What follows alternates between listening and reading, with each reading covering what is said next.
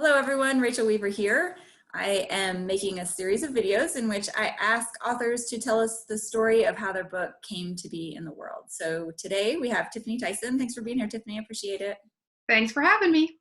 She is going to talk to us about the process of completing and publishing her first novel called Three Rivers. I'll go ahead and turn it over to you, Tiffany. Thanks. So let's see, I started, and I was just actually saying to Rachel before we started that it's been a long time. I feel like it's been a long time since I talked about Three Rivers.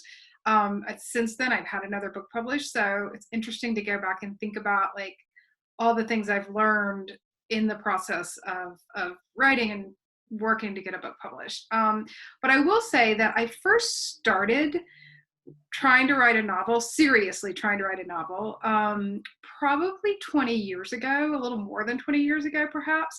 And I moved to Denver in 1999, like just before the turn of the millennium. And I didn't know anyone here. And I had, just before I moved here, I actually decided, okay, if I'm going to write, I need to get serious about it. And I need to actually, study the craft and learn how to do it, because I think like many people for years I had sort of sat down when inspiration struck and thought, oh, I'm going to write a short story or a novel or whatever. Like I can do it because I've read short stories and novels, so how hard could it be? And I was discovering that in fact it could be very, very hard, very difficult. And so I became really determined to like learn the craft of writing and to get serious about putting words on the page and actually doing the hard work. And I had just moved to Denver and I thought, well, this is perfect. I don't know anyone.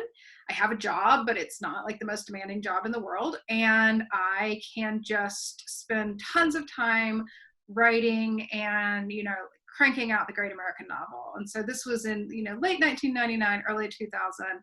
And I did not do those things really. But I did in that first year discover Lighthouse writers. And I took a class with, I think my first class was with Andrea Dupree, who's amazing.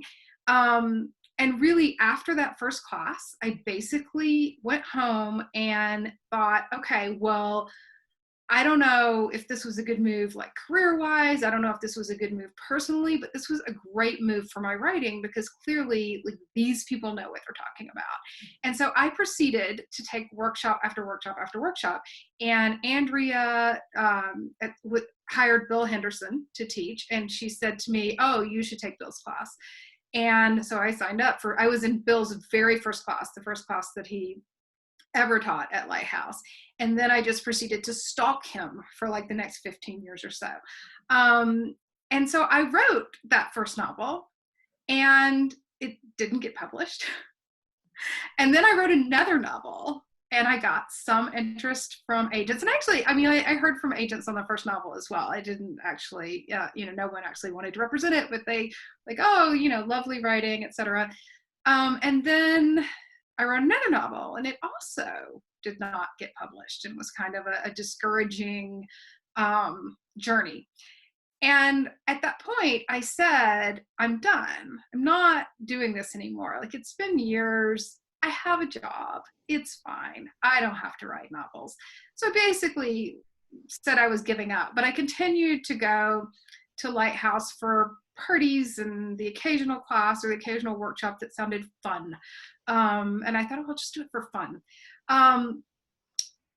But then I read this newspaper article about a man who was a preacher in Texas, actually, although my book is set in Mississippi, about a preacher who was performing a baptism and ended up electrocuting himself and the person who was being baptized, which is just right up my alley in terms of like points of interest. I was so like, oh, that's horrible and yet so fascinating. And how does that happen? And it just sort of like tapped into all of the, all of the things that I find interesting. And so even though I had quit writing for sure, not writing anymore, I started writing this story about this baptism gone awry. And the more I wrote about it, the more interesting it became to me. And before I knew it, I was writing a freaking novel, which I already knew was really hard to do and probably not worth the time I would put into it, but I kept doing it. And I will say, at this time though, I did in fact get an agent, and I was super excited, and I worked with the agent. She's, she sent me some notes and said, I feel like you need to do, this or that, and this sort of revision before we send it out. And so I think I worked with her for about a year before she actually even sent it out on submission, which is actually pretty generous. I mean, not all agents will do that.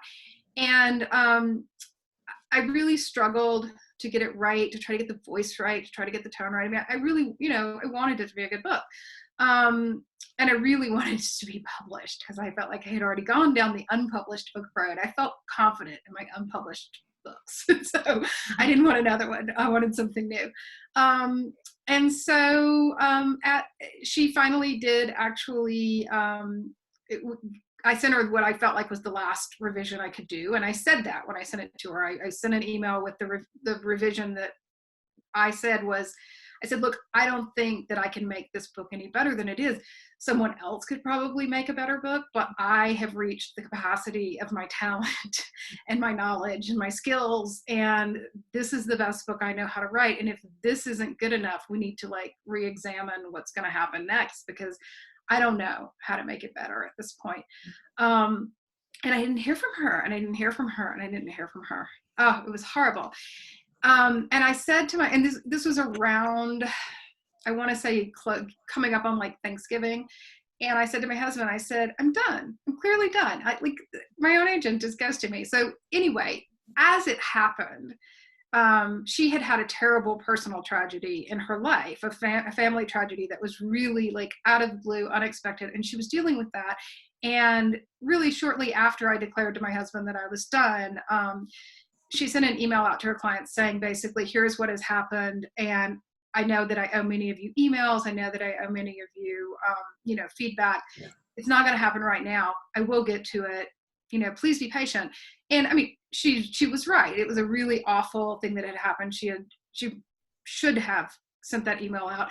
But I thought, well, this is it. I mean, she's not even going to look at that revision that I sent over. I'm not going to know how she feels about it. I know nothing, I might as well just give up. Nothing's happening for at least 6 months. And by then everybody's going to be, I'm sick of it. She'll be sick of it.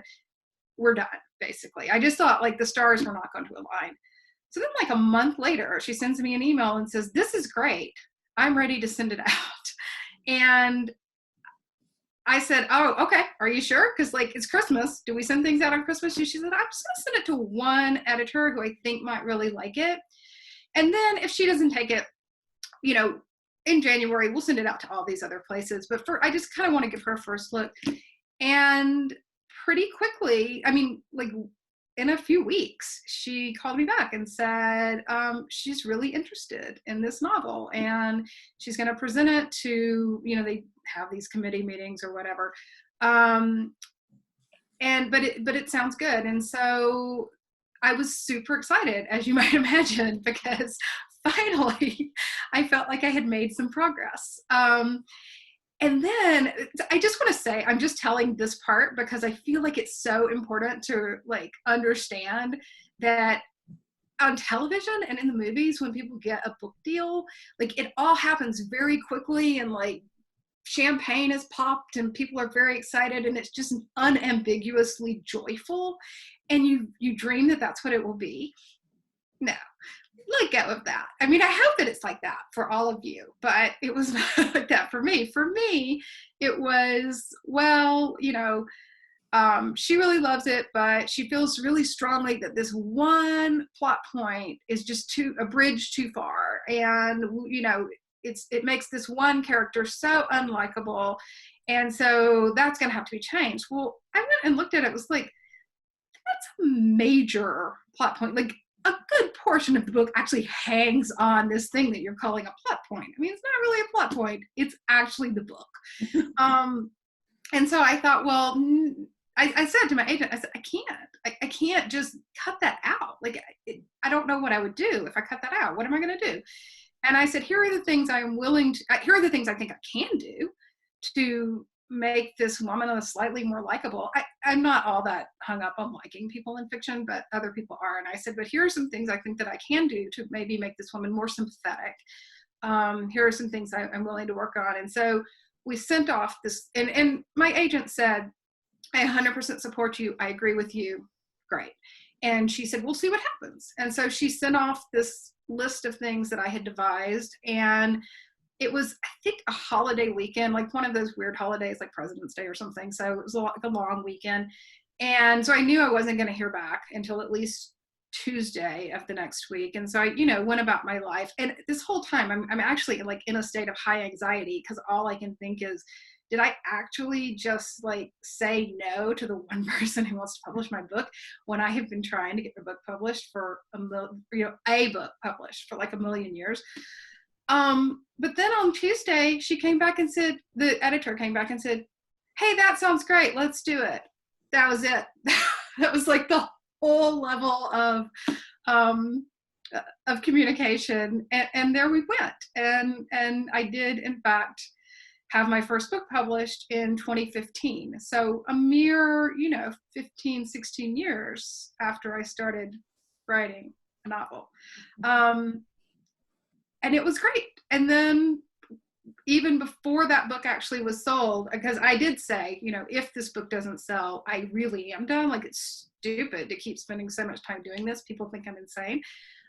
But before that book even sold, I actually did start writing my second book, just because I had written a little piece here and there. And I think I had gone to Grand Lake on one of the Lighthouse retreats, and I felt inspired. And I started writing what would eventually become my second book. And I will say that if you sell your first book, or if it looks like you're going to sell your first book, the best advice that I would give you is to start writing that second book before the first book starts getting, like, before people start asking you for things, because it was so helpful to me to have like a good chunk of something written before I had to go back in and pay a lot of attention to the first book again. And it kept me on track to write the second book, which actually did get published just a few years later in 2018. So that is my entire book journey. It was 20 years, almost 20 years of trying to figure out how to write a novel just by trying and taking a ton of Lighthouse courses, which I recommend highly. I have a few questions. Yeah. I'm interested in those abandoned books. Are you going to go back to them? I don't think so. Mostly because I do think that I mined those themes pretty heavily, in the books that actually ended up getting published. It would be, I feel like it would be going backwards and kind of going over the same things again. I'd like to move forward with new material. I feel like, some people go and get an MFA, which is probably the smarter thing to do. I just spent a ton of time trying to write books without an MFA. So, I just did it the hard way. But it worked. It worked out. Yeah, totally. I mean, I'm joking about it, but it really is the only way that I learn anything. And I know that. I don't like stuff does not fall into my lap. I don't have revelations really. I just know that if I keep working and keep trying to do something, I will eventually become good enough at it. I mean, I don't mean anything. Like, I'm probably not ever going to be a brain surgeon, but like, there are many things I feel like I can at least, I can become good enough to do if I just work at it. But I don't know that I have any like tremendous innate talent when it comes to anything. I have to work hard for things or else it doesn't work. Well, I think 99% of people who write books, that's it, right? Like I think we all like still harbor that hope that maybe this time I'm just going to sit down and write one draft and it's going to be brilliant. But I think that for the most part, that's what writing a book is. I actually had a friend in grad school who he would never say he was a writer. When people asked him what he did, he'd be like, I'm a rewriter. Because that's it. That's what you do, right? You write the story and then you commit to the drafting process. And I think if you stick with it, you're like the poster child of, if you stick with it, it happens, you know?